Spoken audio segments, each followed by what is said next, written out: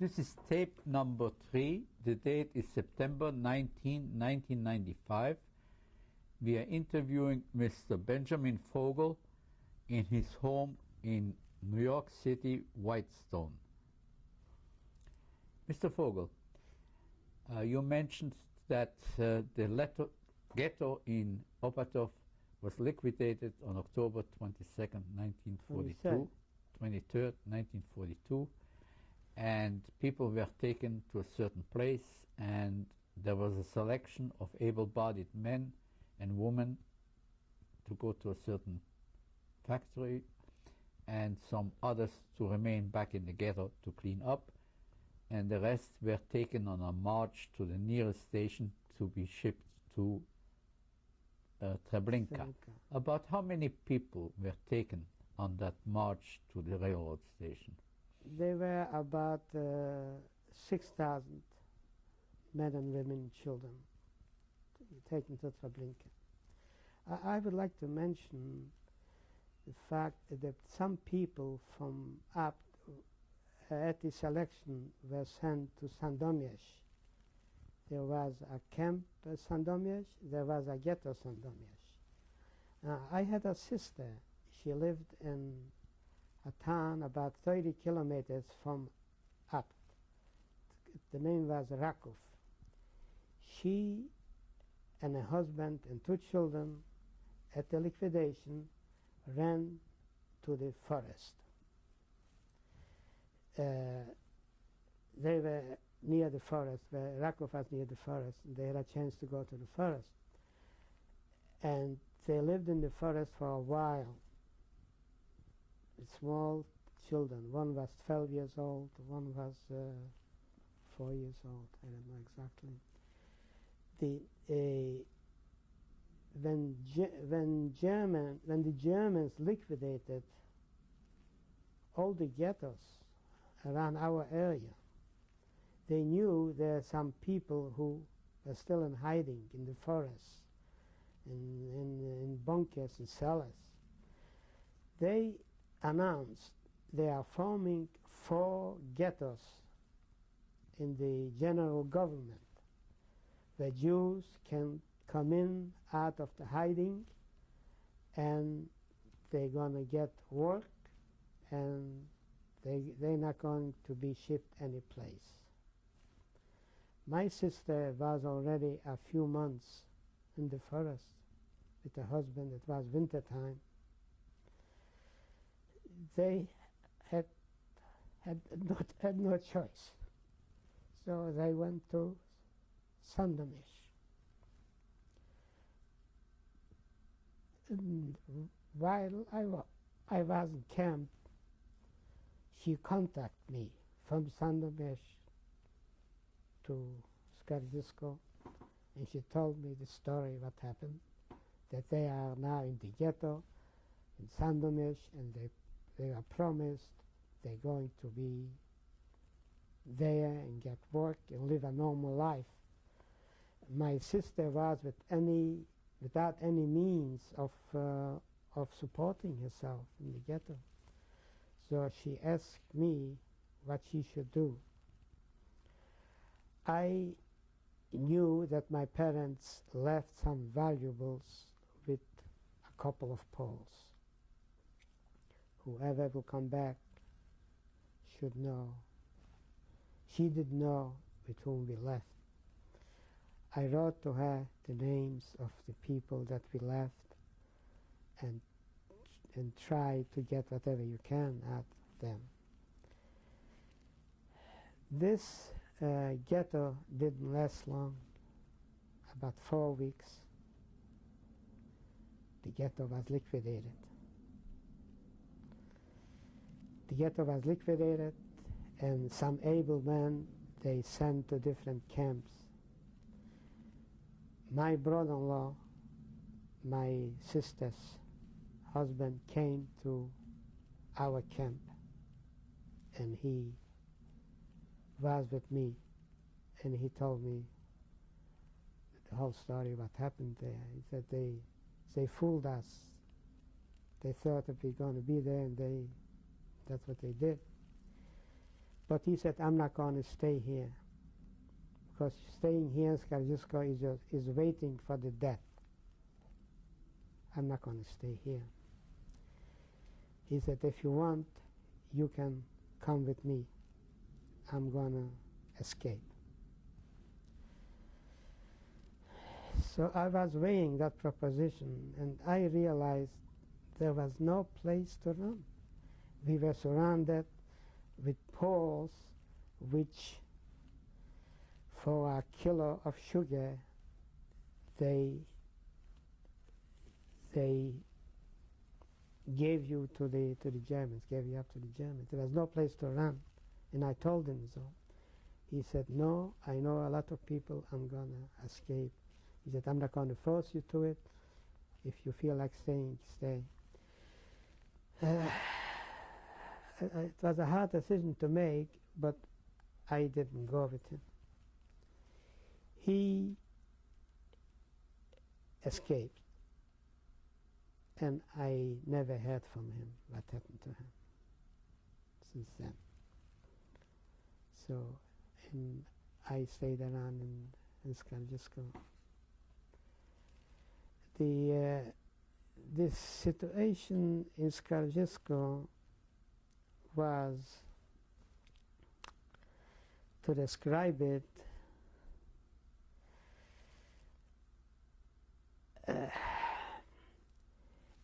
after I had no contact with my parents, and I had no, I started to have contact with the Poles that my parents left valuables with them that I can have. We worked in Skaržisko with Poles together, and we got to know some of them. Some were honest, some were not honest. So I gave him a proposition, and I told him, listen, I have this, we have some valuables in my hometown. Could you help me and try to get it and help me with that? He said, yes, on weekends I can take a ride there and go. So we started that communication with those Poles, with those people that had our valuables. We didn't write, they didn't write back to me, I only wrote to them. They were afraid to write. What he did, he sold my valuables and he gave me money in the camp. Whether he gave me everything, I'll never know, but whatever he gave me, I was thankful for it, because we still, through the ration, we still could buy some extra piece of bread, we could buy other things, because the Poles came into work every day. We were in constant contact with them. And this helped me for a while, maybe a couple of months, and then it stopped. He told me they don't have any more. Then I had to start to live on my ration. And this was very, very, very tough. Now, in camp, it started a typhoid epidemic.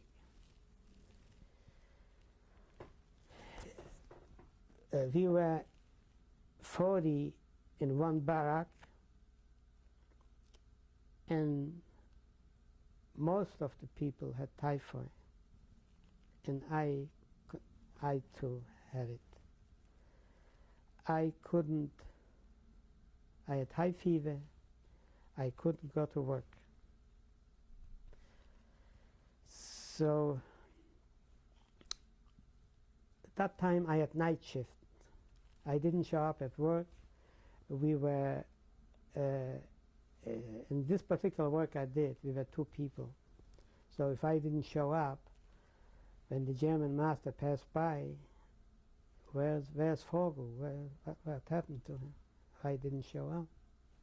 Nobody knew. In the middle of the night, they came to the barracks and they took me out with high fever put me to work. Put me to work. I couldn't stand on my feet. I just couldn't work. I begged the Polish master. By that time, we were a little close with him already after working so many months together. And somehow he was sympathetic. And he said, go and hide a little bit, and when the German comes around, I'll tell you and you'll come up. And that's how I did it for a couple of weeks like that, and until I got better. And people were sick with typhoid were just shot. Whoever went into the infirmary, they didn't go out anymore. They shipped them away. Yeah, they shipped them to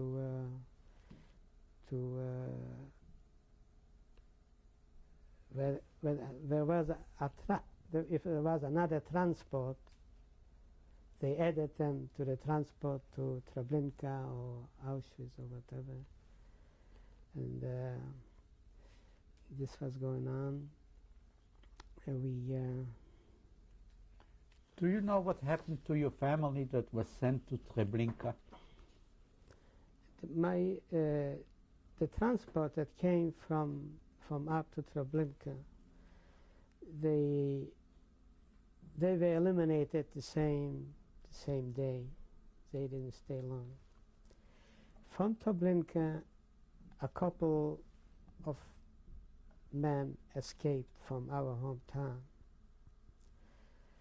One wound up in Skaržisko with me. He was a very close friend of mine. And he came over to me and he told me the story, what happened, that the Jews were gassed. I said, you're crazy. You're out of your mind. How can you say that? And I tried to avoid him because I thought the man is out of his mind. How could it happen?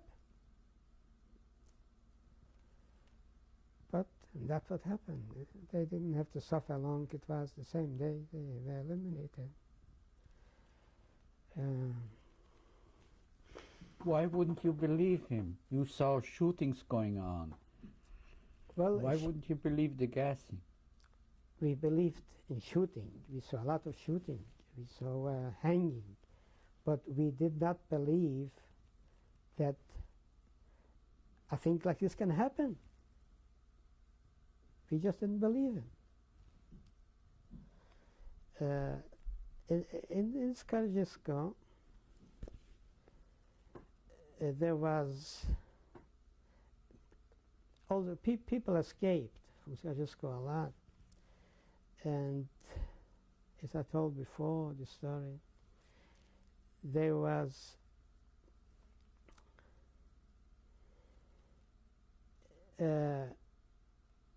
as a punishment, another punishment was after a few people escaped the same night, they rounded us up, the whole camp. We had to stay in a circle, and they picked 1, 2, 3 people, and there was and they hanged them right in front of us. And we had to stay there for an hour and wax them. And they were hanged? Hanged, yeah, they were hanged. Other times, they had to take out a person, make him kneel down on the floor, and with a pistol in the back of his head, shoot him. Use the gun.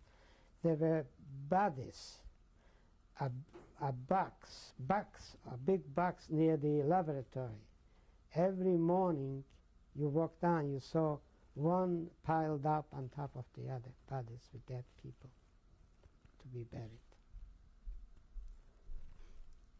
So this was Skaržisko. How did they replace the workers that were shot or that died of typhoid? They didn't replace them. They couldn't replace them anymore. There were no more Jews available, but all the ghettos were eliminated. They brought some in from Lodz. They brought in some more Jews people to replace it. Was there another consequence to the escape? Any special regulations that they passed? Well, this was the regulations that what I told you. They hanged the people? Yeah, they hanged. Did anything special happen to you In Skazisco? Besides the typhoid? Besides the typhoid in Skazisco.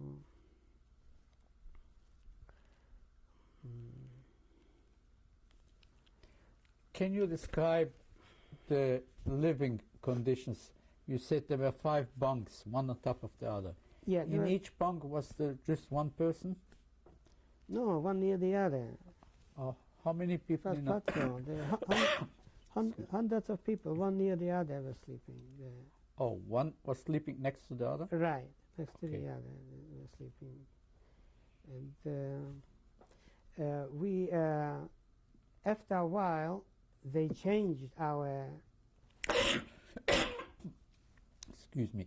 They changed our quarters. They put us in barracks.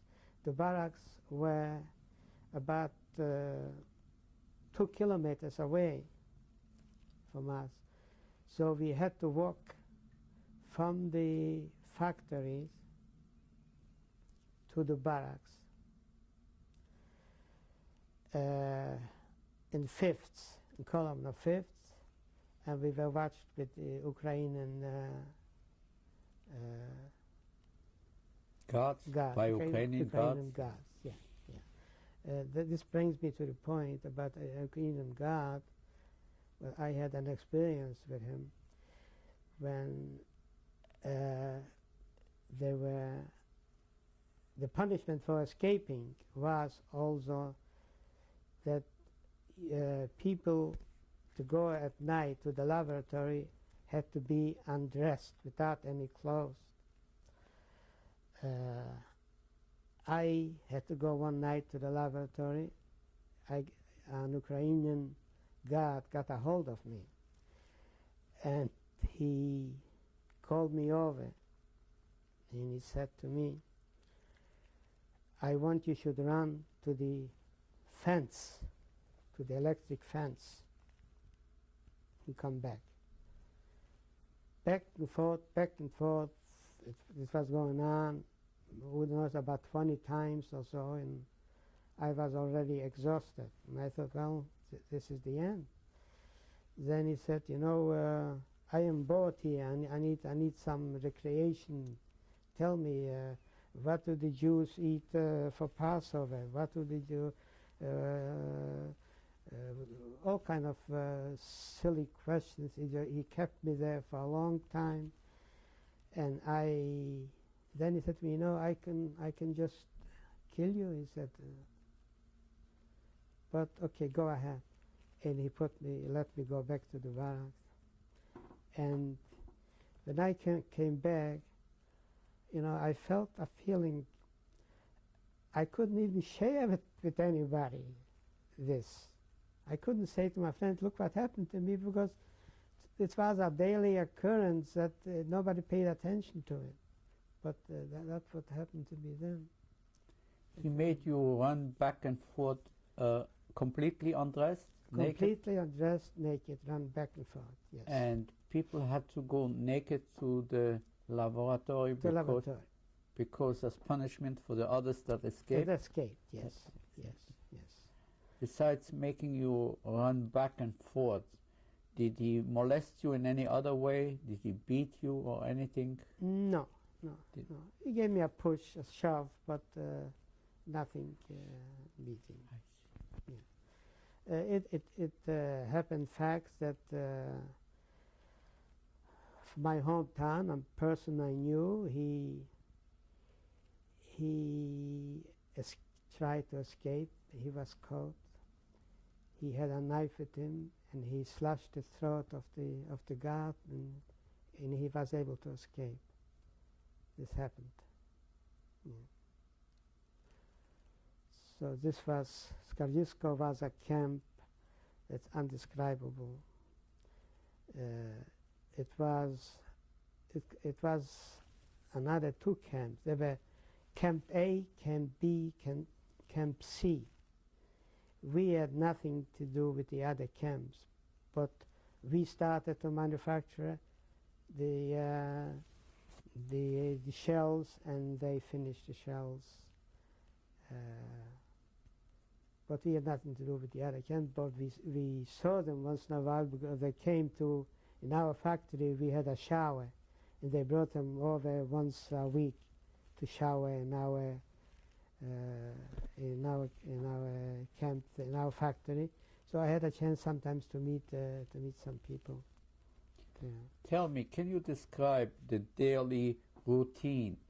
Did you have to line up for to be counted in the morning? Yeah. Did you have to march? Yeah.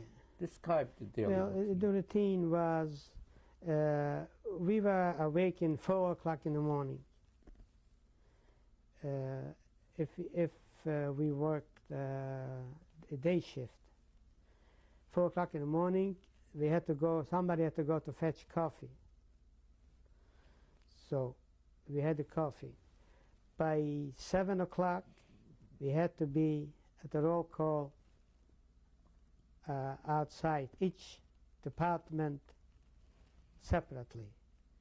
So our department was separately, other departments were separately, and we marched in columns of 5 fifths. And we had a camp cart. We had a cart with our picture on it, and when we got to the factory, to the gate, we had to hold it up like this. You went through the gate, and we got to the factory. 12 o'clock we had the soup, and then when we came back to going back, we had to ensemble again the same way, walk through the gate, the same routine, hold up the cart and go through to the camp. Now the march from Skaržisko, from the factory to the barracks was a long march, especially in snow. So at that time already, our shoes wore off, and most people wore wooden sole shoes, and the snow piled up on the soles, and we just couldn't walk. We couldn't walk because of the. So whoever fell was beaten, and we went through a lot with that march back and forth. How long was the distance? How many miles? About 2 kilometers. About 2 kilometers. Yeah, 2 kilometers away. And what other clothing did you have besides the shoes with wooden soles? Clothing, I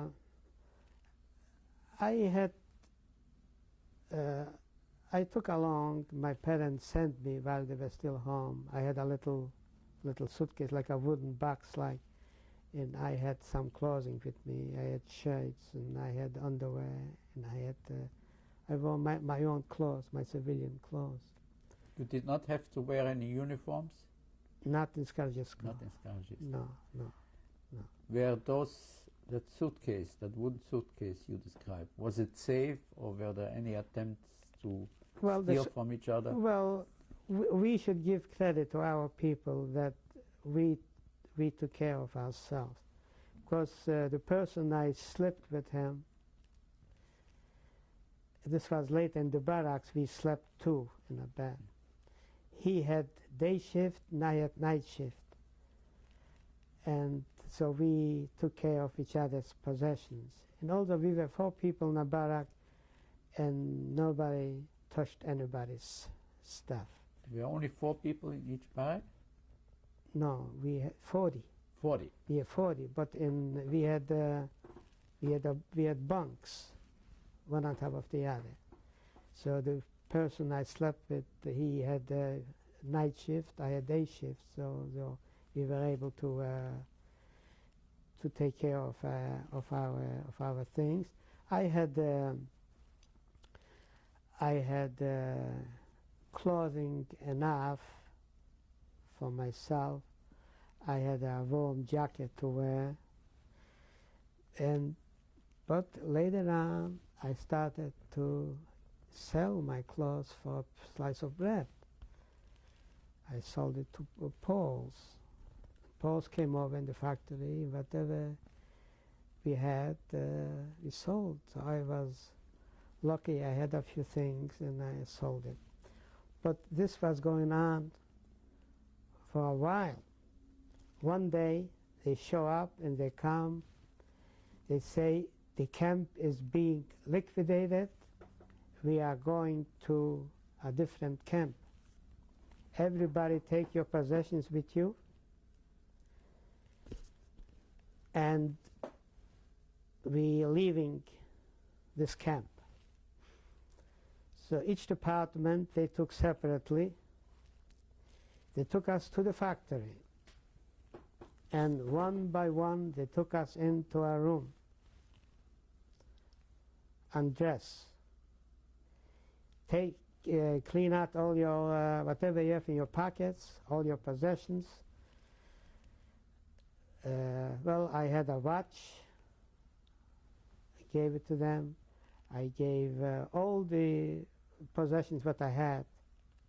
I gave it to them. I was left with nothing after that. Then they took us back to the same place. To Skarzisko? Yes, to the same barracks, to the same place. They just used a trick to take away all our possessions. And what year or month was this? This was in 41. Yeah, Still in 41? The summer in 41, yeah. From then on, I had to live on my ration. Yeah. How many days a week did you work? We worked 6 days a week. But I worked 7 hours. We needed every 2 weeks. Actually, we worked. We needed 1 day to change so one Sunday we changed the shift. Each day you worked how many hours? 12 hours. 12 hours. Yeah, 7 to 7 we worked. Yeah, in my department. Yeah. On your day off or after work, did you speak with the other people in your barrack? What did you speak about? Did you hear what was going on in the rest of the country and in the world? Well, we did. When we had our day off, or in the evening, we met and we did. We spoke politics. We spoke primarily how to organize some a little more food. Maybe this one has a piece of bread. This one has cooked a soup, and our major occupation was how to fill up the stomach, how to have something to eat. And that was our socializing. And but we were in our camp. Also women too. They lived in different barracks, but we could. We're not supposed to, but we could see them and talk to them too. Yeah. Did you hear what was going on in the rest of the world? No, we were once in a while we got information from a Pole, but we didn't know exactly what was going on. You know, this was later on that the camp was surrounded. All of a sudden, was a very high.